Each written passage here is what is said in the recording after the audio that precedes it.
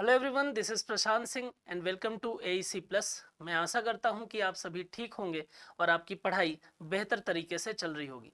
वो कहते हैं ना कि अगर आपने किसी लक्ष्य को प्राप्त करने के लिए बस ठान लिया है तो फिर आप उसको प्राप्त करके ही रहते हैं। तो आप मान के चलिए कि अगर कोई व्यक्ति किसी भी लक्ष्य को प्राप्त करने के लिए ठान लेता है तो वो उसके लिए कुछ भी कर सकता है। तो यहाँ पर इसी विचारधारा, इसी एटीट्यूड के साथ में आप अपनी पढ़ाई जो है वो उसी दिशा में जारी रखिए। आइए देखें, लास्ट क्लास में मैंने आपसे जो क्वेश्चन ऑफ द डे पूछा था वो आखिर था क्या। तो आपका जो क्वेश्चन था वो ये था कि JIMEX maritime exercise 2023 was organised between India and which countries navy. JIMEX maritime exercise 2023 का आयोजन भारत और किस देश की नौसेना के बीच में किया गया था। तो यहाँ पर अगर आप देखेंगे तो अगर आपको, मैंने ये बोला था कि अगर आपको इसका फुल फॉर्म पता होगा तो आप इसके बारे में बता सकते हैं। पहली चीज तो आप ये याद रखिए कि ये जो जिमेक्स एक्सरसाइज है ये कब हुई है। तो ये 5 से 10 जुलाई के बीच में हुई है। पहली चीज ये याद रखिए। दूसरा, आप इसमें ये याद रखिए कि ये कहाँ पर हुआ है। तो ये विशाखापट्टनम में हुआ है, राइट, विशाखापट्टनम में। अब यहाँ पर आप इसका फुल फॉर्म याद रखिए। तो इसका फुल फॉर्म होता है Japan India maritime bilateral exercise,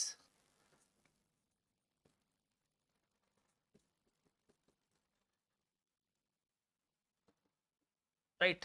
तो अगर आपको ये 3 पॉइंट इसमें पता है तो आप ये बता सकते हैं कि आखिर ये एक्सरसाइज जो है वो किन दो देशों के बीच में होती है। तो जिमेक्स एक्सरसाइज जो है वो जापान और इंडिया के बीच में होती है, इसलिए इसका राइट आंसर जो है वो जापान हो जाएगा। बात समझ में आ रही है।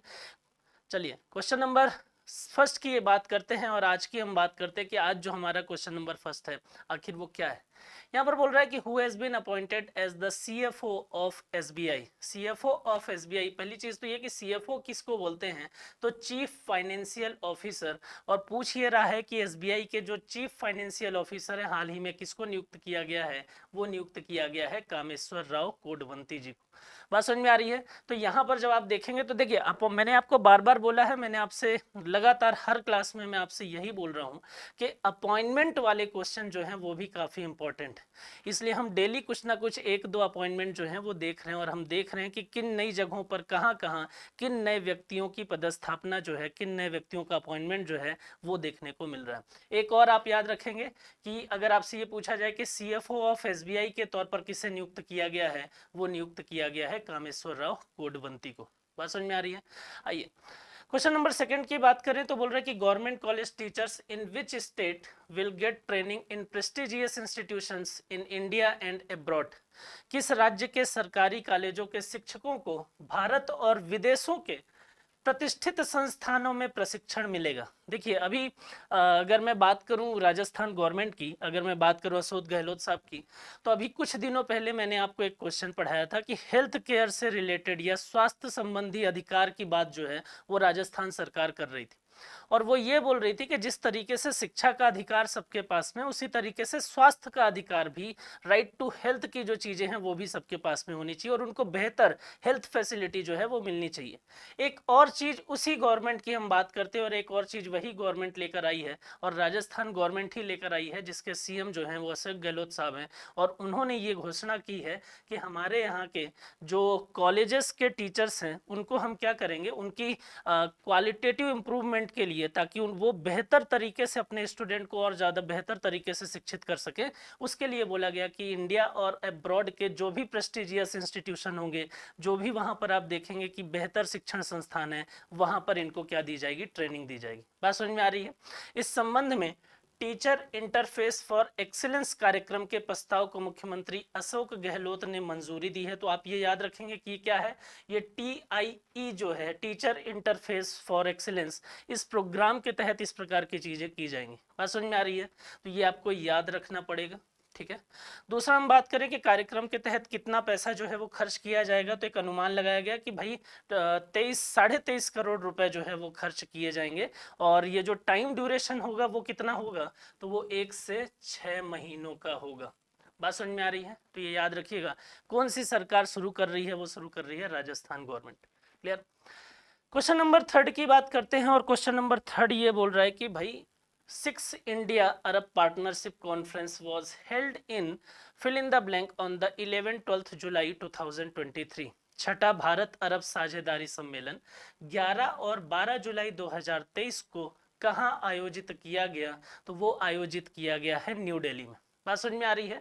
तो याद रखिए कि जो छठवां, अगर मैं आपको बताऊं, 6 इंडिया अरब कॉन्फ्रेंस जो है, पार्टनरशिप कॉन्फ्रेंस जो इस आयोजित किया गया है, वो कहां पर किया गया है? तो वो किया गया है न्यू दिल्ली में। पहली चीज तो इसमें ये याद रखना है आपको, ये कहां पर किया गया? न्यू दिल्ली। दूसरा, कब से कब तक? तो यहाँ पर क्वेश्चन में ही पता चल गया आपको कि सर 11 एंड 12 जुलाई। बात समझ में आ रही है? अब तीसरी चीज की अगर हम बात करें तो तीसरा ये बोल रहा है सर किससे, किस विषय, किस सब्जेक्ट के बारे में यहाँ पर बात की जा रही थी? तो यहाँ पर बात की जा रही थी ट्रेड, इन्वेस्टमेंट, सर्विसेज, राइट। तो यहाँ पर जब आप देखेंगे तो ये सब्जेक्ट की अगर हम बात करें तो सब्जेक्ट क्या था इस मीटिंग का, इस कॉन्फ्रेंस का? तो यहाँ पर सब्जेक्ट थे, अगर हम बात करें तो व्यापार, व्यापार से संबंधित चीज़ों के बारे में चर्चा हो रही थी। निवेश की हम बात करें तो वहाँ पर कुछ चीज़ों को देखने को मिला। और सेवाओं की अगर मैं बात करूँ तो सेवाओं को भी विषय के रूप में सम्मिलित किया गया था। बात समझ में आ रही है? तो याद रखिएगा कि 11 और 12 जुलाई को जो कॉन्फ्रेंस हुई है, इंडिया अरब पार्टनरशिप कॉन्फ्रेंस, उसका जो मोस्ट इंपॉर्टेंट सब्जेक्ट था वो क्या था? Investment, trade and services, right. तो ये याद रखना है। इस कॉन्फ्रेंस के जरिए होगा क्या? तो देखिए यहाँ पर आप अगर सब्जेक्ट की बात करते हैं तो यहाँ पर आपको एक चीज़ पता चलेगी कि अगर हम बात कर रहे हैं दो देशों के बीच में कुछ विषयों को लेकर अगर चर्चा हो रही है तो वहाँ पर उन विषयों पर जो चर्चा हो रही है, आप देखेंगे कि आगे आने वाले समय में जो फ्यूचर होगा वहाँ पर इन पर्टिकुलर सब्जेक्ट में आपको ग्रोथ नजर आएगी। आप देखेंगे कि ट्रेड में बढ़ोतरी होगी, व्यापार में बढ़ोतरी होगी। आप देखेंगे कि निवेश दोनों देशों के बीच में बढ़ेगा और जो सर्विसेज हैं एक दूसरे देशों के साथ में वो भी इम्प्रूव होंगी, राइट। तो यहाँ पर अगर आप बात करेंगे तो इससे दोनों देशों को कहीं ना कहीं फायदा जो है वो नजर आएगा। दूसरा, अगर मैं यहाँ पर बोलूँ कि सर किसने इसकी शुरुआत की है, तो इसका उद्घाटन किया है विदेश राज्य मंत्री वी मुरलीधरन ने। बात समझ में आ रही है? तो इसका उद्घाटन किसने किया है? वी मुरलीधरन ने। क्वेश्चन नंबर 4 की अगर मैं बात करूं तो बोल रहा है कि which former Apple executive to set to be appointed as Google's India policy head. Apple के किस पूर्व कार्यकारी को गूगल के भारत नीति प्रमुख के रूप में नियुक्त किया गया है? और उनका नाम है आशीष गुप्ता, राइट। अब बस बहुत ज़्यादा इंपॉर्टेंट तो नहीं है लेकिन फिर भी आप याद रखिए, है ना। तो यहाँ पर अगर देखें तो यहाँ पर एप्पल के जो, अगर हम बात करें कि Apple executive to set to be appointed as Google's India policy head, कि गूगल में के इंडिया पॉलिसी हेड के तौर पर किसे नियुक्त किया गया है? उनका नाम है आशीष गुप्ता। क्लियर? चलिए नेक्स्ट क्वेश्चन की अगर मैं बात करूँ, क्वेश्चन नंबर 5, तो बोल रहा है कि which of the following statement is correct regarding the नारी अदालत। देखिए नारी अदालत की अगर हम बात करें, ये बहुत ज़्यादा इंपॉर्टेंट क्वेश्चन है ना। अब बहुत ज़्यादा इंपॉर्टेंट है तो थोड़ी बात कर लेते हैं कि सर आखिर इसमें क्या क्या चीज़ें हैं। एक मिशन चलाया गया जिस मिशन को बोला गया मिशन शक्ति। ठीक है, मैं अगर यहाँ पर लिखूँ तो एक मिशन है जिस मिशन का नाम दिया गया मिशन शक्ति। और मिशन शक्ति के अगर हम बात करेंगे तो मिशन शक्ति के अंडर में एक और प्लान, एक और आप देखेंगे तो सब प्लान अगर मैं बोलूं तो वो एग्जीक्यूट किया गया जिसको बोला गया नारी अदालत। ठीक है, अब ये नारी अदालत होता क्या है? तो नारी अदालत के बारे में अगर मैं आपको बताऊं तो नारी अदालत के बारे में अगर हम देखेंगे तो ये आपको पता चलेगा कि ये कहाँ होगा। सर ये रूरल एरिया में डेवलप किया जाएगा, ये ग्रामीण क्षेत्रों में डेवलप किया जाएगा। दूसरा, सर किस लिए ये काम करेंगे? तो रूरल एरियाज पर अगर आप देखेंगे तो ऐसी महिलाएं जो घरेलू हिंसा से पीड़ित हैं, पितृसत्तात्मक व्यवस्था से ग्रसित हैं,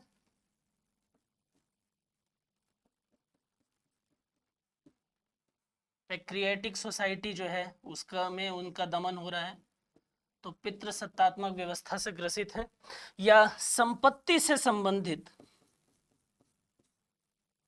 ठीक है, या संपत्ति से संबंधित जो विषय हैं उनसे रिलेटेड जो भी चीजें हैं, तो ग्रामीण क्षेत्र में निवास करने वाली महिलाएं जो घरेलू हिंसा, पितृसत्तात्मक व्यवस्था और संपत्ति के से रिलेटेड जो भी चीजें हैं उनमें अगर उनको किसी प्रकार से प्रताड़ना झेलनी पड़ रही है, समस्या झेलना पड़ रहा है, तो वहां पर उनको राहत दिलाने के लिए जो काम किया जाएगा वो किसके द्वारा किया जाएगा, वो किया जाएगा नारी अदालत के द्वारा। बात समझ में आ रही है? नारी अदालत में अगर मैं बात करूं तो यहाँ पर देखिए क्वेश्चन जो पूछ रहा है वो कैसा पूछ रहा है, मैं इसके बारे में बात करूंगा। आप पहले बेसिक देख लीजिए, आपका क्वेश्चन का आंसर अपने आप मिल जाएगा, राइट। दूसरा इसमें बोला गया सर इसकी शुरुआत होगी कहाँ पर, तो इसकी शुरुआत जो है वो पायलट प्रोजेक्ट के तौर पर होगी। कहाँ कहाँ? दो स्टेट में अभी शुरू किया जाएगा, दो स्टेट में, 50 जगहों पर। कहाँ पर? असम में, और 50 जगहों पर कहाँ पर? जम्मू एंड कश्मीर में। इन 50-50 जगहों पर क्या किया जाएगा? नारी अदालत की शुरुआत की जाएगी। बोले सर उसके बाद फिर क्या होगा? तो कुछ टाइम के बाद इस नारी अदालत को पूरे इंडिया में अलग अलग जगहों पर इसकी स्थापना जो है वो कर दी जाएगी। बात समझ में आ रही है? दूसरा अगर हम देखें तो इसमें कुछ सदस्य होंगे। कितने सदस्य होंगे? तो नारी अदालत में अगर मैं सदस्यों की बात करूं तो 7 से 9 सदस्य होंगे, और इसके जो सदस्य होंगे उन सदस्यों को बोला जाएगा न्याय सखी। बात समझ में आ रही है? इन सदस्यों को क्या बोला जाएगा? इनको बोला जाएगा न्याय सखी। तीसरी चीज इसमें याद रखिए, जो मैं यहाँ पर जो क्वेश्चन डिस्कस कर रहा हूँ वो सिर्फ इसलिए बता रहा हूँ ताकि आप इसको समझ सकें, और इसके बाद में जो आप ऑप्शन देखेंगे तो वहाँ आपको क्लियर हो जाएगा कि सर इसका आंसर क्या हो सकता है। बात समझ में आ रही है? तो नारी अदालत की बात करें तो ये क्लियर हो गया कि सर न्याय सखी बोले जाएंगे जो भी इसके सदस्य होंगे। दूसरा अगर मैं बोलूँ क्या ये कानूनी दर्जा इसको प्राप्त होगा, तो याद रखिए इसको कानूनी दर्जा प्राप्त नहीं होगा। बात समझ में आ रही है? ये जरूर याद रखिएगा कि इसमें कानूनी दर्जा नारी अदालत को प्राप्त नहीं होगा। बात समझ में आ रही है? तो यहाँ पर आपने क्या क्या देखा कि भाई मिशन शक्ति के अंदर ये सब प्लान है। दूसरा आपने देखा कि ये ग्रामीण क्षेत्र में ही चालू किया जाएगा, किस लिए? राहत या उनका समर्थन या उनको न्याय दिलाने के लिए। किससे न्याय? तो अगर घरेलू हिंसा, पितृसत्तात्मक व्यवस्था और संपत्ति से संबंधित चीजें अगर दिख रही हैं वहां पर, उसमें संघर्ष दिख रहा है, तो वहां आपको न्याय दिलाने का काम जो है वो नारी अदालत करेगी। सदस्यों की संख्या 7 से 9 हो सकती है, जिसमें से कुछ सदस्य जो है वो पंचायत से ही चुने जाएंगे, और कुछ सदस्य जो है वो लोगों के द्वारा मतलब अलग अलग फील्ड से जो है वो मनोनीत भी किए जा सकते हैं, ये भी याद रखिएगा। दूसरा जो सदस्य होंगे उनको न्याय सखी बोला जाएगा, और इसको किसी भी प्रकार से कानूनी दर्जा प्राप्त नहीं होगा। अब आइए क्वेश्चन पे। यहाँ बोल रहा है कि which of the following statement is correct regarding to Nari Adalat. The first है ऑप्शन नंबर, जो इसका स्टेटमेंट है फर्स्ट, वो ये बोल रहा है कि द मेंबर ऑफ नारी अदालत विल बी नोन एज न्याय सखी। तो यहां अभी अभी मैंने आपको बोला कि इसके जो मेंबर होंगे वो न्याय सखी होंगे, तो पहला तो सही हो गया। दूसरा बोला it will have legal status, तो मैंने बोला कि इसको लीगल स्टेटस नहीं मिलेगा, कानूनी दर्जा प्राप्त नहीं होगा। तो यहाँ पर इसका जो ऑप्शन होगा, इसका जो राइट आंसर होगा वो सिर्फ ओनली 1 हो जाएगा। बात समझ में आ रही है? तो आपको क्लियर हो गया होगा कि नारी अदालत जो है वो करेगी क्या। क्लियर? तो यहाँ पर जब देखेंगे तो आपको सारी चीज़ें, जैसे हम बात करेंगे कि नारी अदालत जो है वो डिस्प्यूट रिजोल्यूशन करेगी, और किस फील्ड से रिलेटेड, किस सब्जेक्ट से related? Domestic violence, property rights and patriarchal system से संबंधित जो भी समस्याएं होंगी उनको रिजोल्व करने का काम जो है वो किया जाएगा। बात समझ में आ रही है? क्लियर है? बाकी चीज़ें मैंने आपको दे दी है, बाकी थ्योरी आप देखिएगा, पीडीएफ जो मिल जाएगी। तो यहाँ पर देखिए क्वेश्चन नंबर 6 क्या बोल रहा है? Elon Musk launch the new artificial intelligence company, what is the name of the company. Elon Musk ने एक नई आर्टिफिशियल इंटेलिजेंस कंपनी लॉन्च की है, जिसका नाम जो है वो क्या है? डायरेक्टली अगर मैं बोलूं, इसके आंसर की बात करूं तो उसका नाम है XAI। और XAI जो है वो एक टेक्नोलॉजी भी है। अगर मैं एलन मस्क की अगर मैं बात करूं तो एलन मस्क को आप दो बड़ी कंपनियों के लिए जानते हैं। अगर हम बात करें तो आप स्पेस एक्स के लिए भी इनको जानते हैं, और दूसरा आप ट्विटर के लिए भी इनको जानते हैं, और अब आप इनको जानेंगे XAI के लिए। XAI जो है वो एक प्रकार की टेक्नोलॉजी भी है। अब ये टेक्नोलॉजी है तो इसका कुछ फुल फॉर्म होगा, तो यहाँ पर याद रखिएगा इसका फुल फॉर्म होता है एक्सप्लेनेबल आर्टिफिशियल इंटेलिजेंस, राइट। और ये टेक्नोलॉजी कैसे काम करती है, तो याद रखिए कि जिस तरीके से चैट जीपीटी, गूगल वॉइड जैसी चीज़ें काम करती हैं कि आपके क्वेश्चन का आराम से बेहतर तरीके से आंसर जो है वो प्रोवाइड कर देती हैं विद इन अ सेकेंड, उसी तरीके से XAI भी काम करेगा। तो ये किसके जैसा है, ये चैट जीपीटी, गूगल वाइट, इनके जैसा ही है। बात समझ में आ रही है। तो यहाँ पर अगर आप देखेंगे तो XAI जो है वो एलन मस्क ने एक नई कंपनी स्थापित की है जिसको XAI बोला जाएगा। XAI एक टेक्नोलॉजी भी है जिसको एक्सप्लेनेबल आर्टिफिशियल इंटेलिजेंस कहते हैं।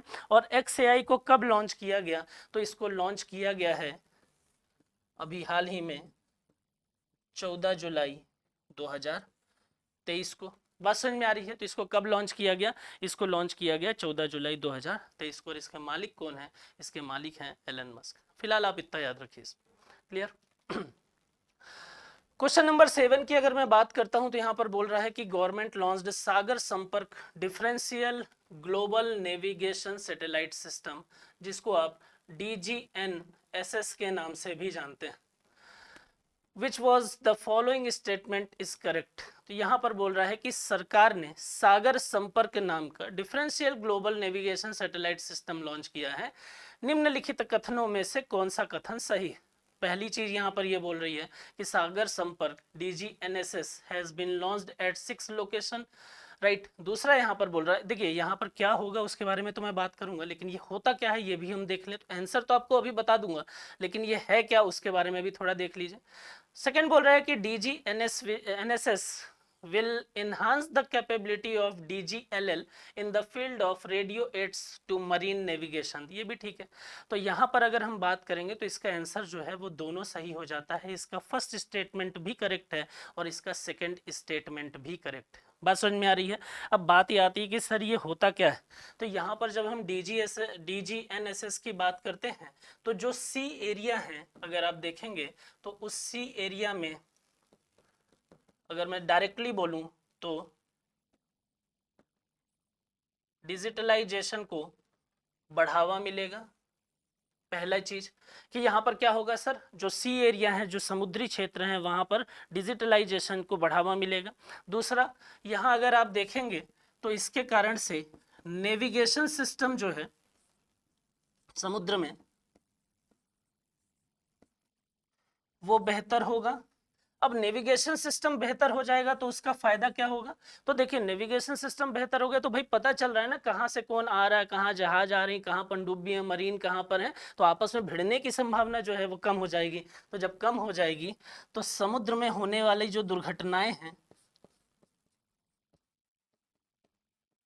उनमें कमी देखने को मिलेगी।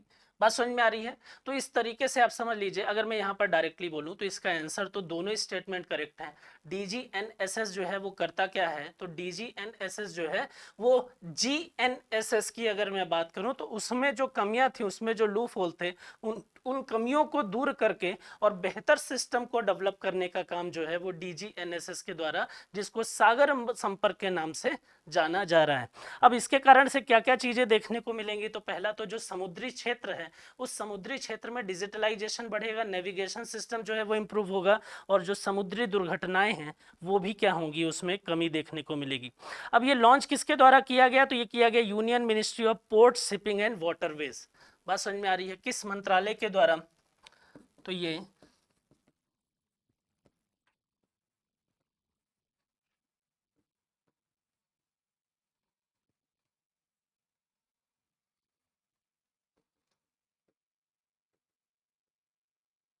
Union ministry of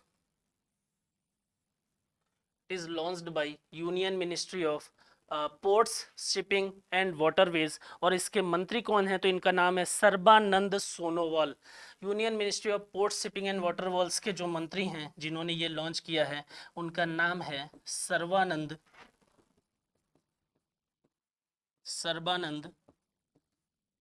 Sonowal. ठीक है। तो यहाँ पर आप इतनी चीजें याद रखिए कि जो सागर संपर्क है, जो DGNSS है, डिफरेंशियल ग्लोबल नेविगेशन सिस्टम, वो GNSS की जो भी कमियां हैं उन कमियों को दूर करना, उसके लूप होल को खत्म करना, और ये 6 अलग अलग जगहों पे इसको लॉन्च किया गया। समुद्री क्षेत्र से ये संबंधित है, डिजिटलाइजेशन को बढ़ावा देगा, नेविगेशन सिस्टम मजबूत होगा, समुद्री दुर्घटनाएं जो हैं वो कम होंगी। किसके द्वारा लॉन्च किया गया है? तो union ministry of port, shipping and waterways के द्वारा, जिसके मंत्री जो हैं वो श्री सर्बानंद सोनोवाल जी देखने को, मतलब वर्तमान में सर्बानंद सोनोवाल हैं, राइट। तो इतनी चीजें आप इसमें याद रखिएगा। क्वेश्चन नंबर 8 की अगर मैं बात करूं तो यहाँ पर बोल रहा है कि which of the following has introduced the Eklavya initiative a research affiliate programme. निम्नलिखित में से किसने एकलव्य पहल, एक शोध संपर्क कार्यक्रम शुरुआत किया है? यहाँ पर याद रखिए नेशनल लॉ यूनिवर्सिटी दिल्ली जो है, नेशनल लॉ यूनिवर्सिटी दिल्ली ने ये शुरुआत की है। और ये जो प्रोग्राम है वो किससे रिलेटेड है? तो यहाँ पर दिया हुआ ही है कि ये प्रोग्राम जो है वो किससे संबंधित है? शोध से संबंधित है, ये रिसर्च से संबंधित है। फिलहाल आप इतना याद रखिए, बहुत ज़्यादा ये इंपॉर्टेंट नहीं है। रिसर्च के लिए ये नेशनल लॉ यूनिवर्सिटी दिल्ली के द्वारा किया गया। अब इसमें कौन कौन एलिजिबल होगा तो वो भी देख लेते हैं। तो नेशनल लॉ यूनिवर्सिटी दिल्ली ने एकलव्य पहल की शुरुआत की है। शोध संबंधी कार्यक्रम है, ये कोई भी व्यक्ति के लिए ये खुला हुआ है, कोई भी इसको ज्वाइन कर सकता है, लेकिन मिनिमम क्राइटेरिया जो है वो माना जाएगा, ठीक है, वो जरूरी है। यहाँ पर देखेंगे तो व्यक्ति के पास कानून के साथ महत्वपूर्ण इंटरफेस वाले मुद्दों पर काम करने का कम से कम 3 साल का डायरेक्ट एक्सपीरियंस जो है वो होना चाहिए। तो यहाँ पर आप फिलहाल ये याद रखिए कि नेशनल लॉ यूनिवर्सिटी के द्वारा जो अगर हम बात करें तो एक प्रोग्राम चलाया गया जिसको हम क्या बोलते हैं? एकलव्य प्रोग्राम बोलते हैं।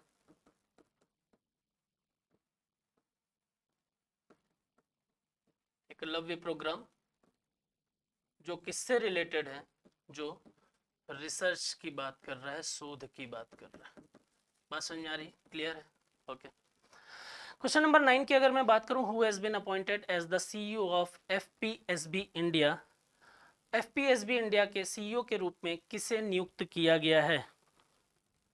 अगर हम बात करें यहाँ पर तो सबसे पहले तो बात आती है कि सर ये FPSB है क्या? इसका फुल फॉर्म होता है फाइनेंशियल प्लानिंग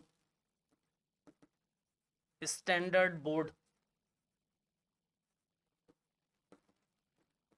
राइट। यहाँ पर जब आप देखेंगे तो इसका फुल फॉर्म होता है financial planning standard board. FPSB का नए CEO जो है वो किसको नियुक्त किया गया है? तो उनका नाम है कृष्ण मिश्रा, राइट। तो आप फिलहाल इतना याद रखिए, बहुत ज़्यादा आपके लिए ज़रूरी नहीं है कि क्या है क्या नहीं है। आप सिर्फ इतना याद रखिए कि FPSB के लिए जो नए CEO बने हैं उनका नाम क्या है? उनका नाम कृष्ण मिश्रा है। इनके बारे में मुझे बताने की ज़रूरत तो नहीं है, ये क्वेश्चन तो आपको देखते ही इसका आंसर जो है वो पता होगा, ठीक है। साउथ अफ्रीका के एक्स प्रेसिडेंट की अगर मैं बात करता हूँ, माननीय नेल्सन मंडेला जी की अगर मैं बात करता हूँ, तो पूछ रहा है कि when is Nelson Mandela day celebrated? Nelson Mandela दिवस कब मनाया जाता है? तो अभी कल ही नेल्सन मंडेला दिवस जो है वो मनाया गया है। और उस दिनांक की अगर मैं बात करूँ, डेट की अगर मैं बात करूँ, तो वो 18 जुलाई थी। तो 18 जुलाई को नेल्सन मंडेला दिवस जो है वो मनाया जाता है। इनके बारे में बहुत ज़्यादा मुझे आपको बताने की आवश्यकता नहीं है कि इन्होंने क्या काम किया, क्यों नेल्सन मंडेला दिवस जो है वो मनाया जाता है। फिलहाल आप ये देख लीजिए, अंतर्राष्ट्रीय दिवस प्रतिवर्ष 18 जुलाई को संयुक्त राष्ट्र द्वारा शांति के लिए नोबेल पुरस्कार विजेता साउथ अफ्रीका के पूर्व राष्ट्रपति नेल्सन मंडेला के जन्मदिन पर मनाया जाता है। किस फील्ड में इनको नोबेल पुरस्कार दिया गया है? याद रखेंगे, शांति के फील्ड में। इसका निर्णय 18 जुलाई 2010 को नेल्सन मंडेला जब 92 वर्ष के हुए थे तब प्रतिवर्ष मनाने का निर्णय लिया गया था। बात समझ में आ रही? आपके लिए क्वेश्चन ये है फिलहाल कि आप मुझे ये मैसेज करके बताएं कि नेल्सन मंडेला की तुलना जो है वो भारत के किस प्रमुख व्यक्ति से की जाती है? अगर हम नेल्सन मंडेला को देखें तो हम नेल्सन मंडेला को भारत में किस व्यक्ति के साथ में तुलना करते हैं? आप यहाँ पर मुझे मैसेज करके बताएंगे। बात समझ में आ रही है? आइए, तो ये 10 क्वेश्चन थे आपके लिए। जो क्वेश्चन ऑफ द डे है वो है कि who has been appointed as the special director in the central bureau of investigation CBI। किसे अभी CBI का स्पेशल डायरेक्टर जो है वो अपॉइंट किया गया है? 4 ऑप्शन है आपके सामने, इसको देखिएगा, ढूंढिएगा। और पहले भी मैं इसके बारे में आपको बता चुका हूँ, तो आप उसको भी पढ़ें और मुझे बताएं कि किसे अभी नियुक्त किया गया है। बात समझ में आ रही है? चलिए फिर आज के लिए इतना काफ़ी है, ये 10 क्वेश्चन थे। कल हम फिर मिलेंगे इन्हीं कुछ और 10 क्वेश्चन के साथ में। आप पढ़ाई करते रहिए, खुश रहिए। Thank you so much.